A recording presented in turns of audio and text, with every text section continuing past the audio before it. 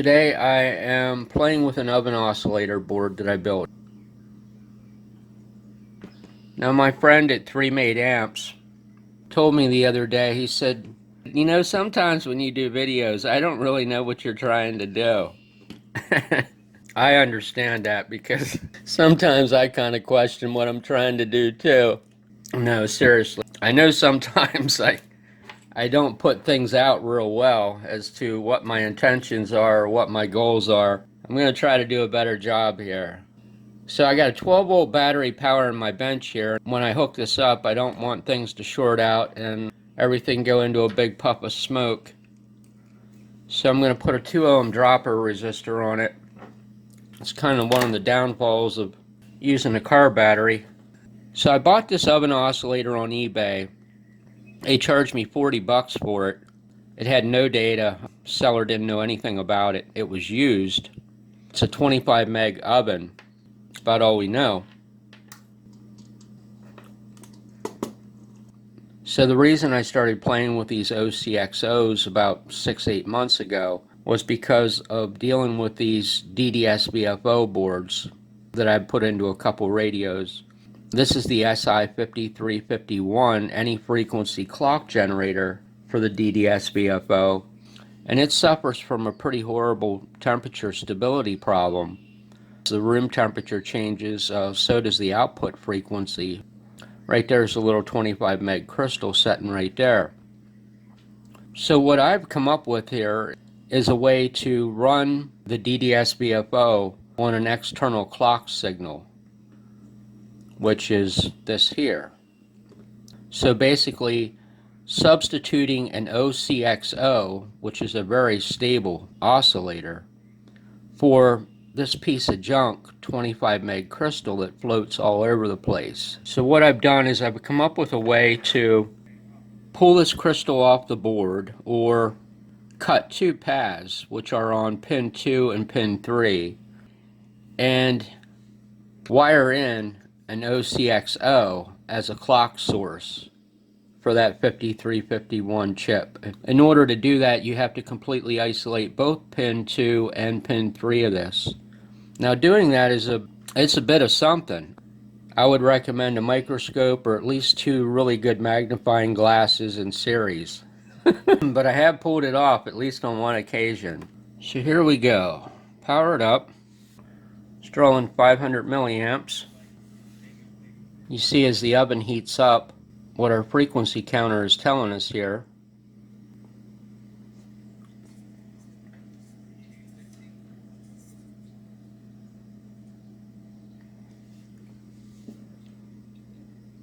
It takes not really much more than about 80 seconds.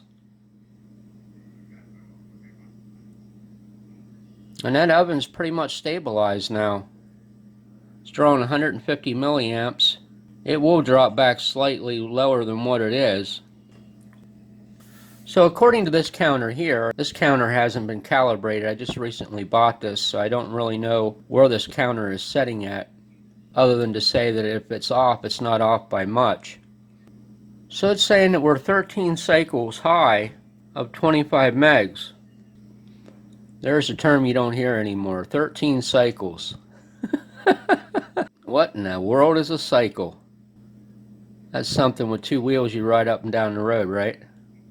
So it's 13 hertz high, at least according to that. So this 5-volt regulator here just simply powers the oven.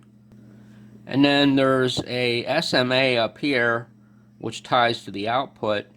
And then there's a level control up here on this top edge to adjust that level. What I found is this clock input needs 1 volt peak to peak to drive it. So that's what this pot is for there. So it really doesn't matter a hill of beans whether or not this is setting exactly on 25 megs, whether it is or isn't. Because when you go into the menu on the DDS-VFO, right there's the crystal frequency setting. So all you have to do is just shift this to whatever frequency the clock ends up being. It doesn't matter if your clock generator is exactly 25 megs or not. So it's drawing just a scotch over 100 milliamps there. after it long-term settles in. I used to work for a company that had defense contracts, and I used to test oven oscillators. And I remember one day asking the supervisor, I said, hey, what are these ovens used in anyway? He said, these are used in the Tomahawk missiles. Made me feel pretty proud, I'll tell you that. So there's the output. It's a sine wave. Looks like there's a little bit of maybe linearity issue. If I had a little bit more sweep speed, I could get a better look at it. Put the bandwidth limit on, and actually looks a little bit more linear to me. Could just be me. So we'll look at the output of this with this tiny little spectrum analyzer. Kind of surprisingly, this oven oscillator has a lot of harmonic content to it. Not sure why that would be. The second harmonic is down by -31, but the third harmonic is only down by 10.